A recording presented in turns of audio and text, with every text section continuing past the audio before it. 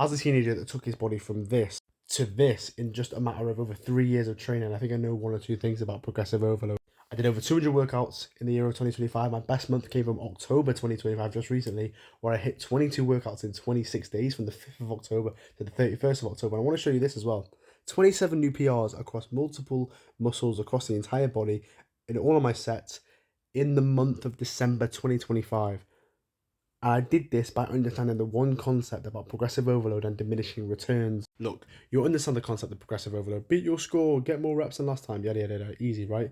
But you need to understand the concept of diminishing returns. When you are a beginner like me here, it was very easy to put on size and put on strength very, very quickly because bodybuilding was a new stimulus for me. It was a new thing that I had to learn. I had so much area to improve on within that skill, right? Think about Usain Bolt as a sprinter, for example. When he first started training to sprint the 100 meters, he was looking to shave seconds off his time.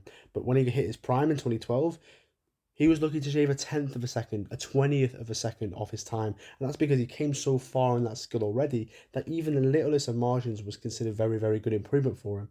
And that's because as you get better at something like bodybuilding, as you get better at building muscle and you get bigger, your progress naturally slows down. That's just how it works. It's called diminishing returns. And it's really important you understand this because when you get to this size, it's very unrealistic for you to expect progressive overload and hitting them PRs that I showed you before every single week. Your mindset has to change. In the beginning, you can hit a PR every single week. You can hit increased strength every single week, quick muscle gain every single week. Of course you can, but when you get to this size, diminishing returns starts to kick in. And this is where most people mess up. They're so used to thinking that they can achieve progressive overload every single week and hit PRs every single week that when they actually get to the point where they achieve diminishing returns and they're getting bigger and they're getting stronger, they start panicking and worrying. I was speaking to my training partner about it the other day. He was on lying leg hamstring curls. He's very, very strong with that movement. He was getting anxious. He was like, oh, I'm not hitting progressive overload. Like, I've been stuck on this weight for 2-3 weeks. And I was like, calm down.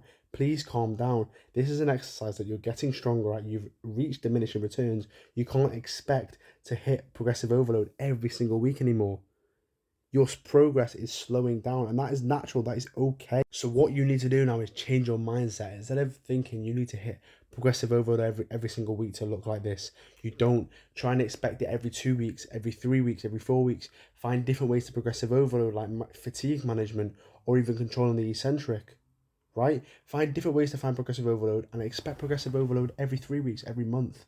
And as long as you're hitting that, then you stop questioning your training and start flip-flopping and ruining your progress. Just change your mindset. When diminishing returns hit, don't panic. You can still achieve progressive overload. It's just going to take a little bit longer. And once your mindset changes from that, you start actually achieving great progress even further down the line.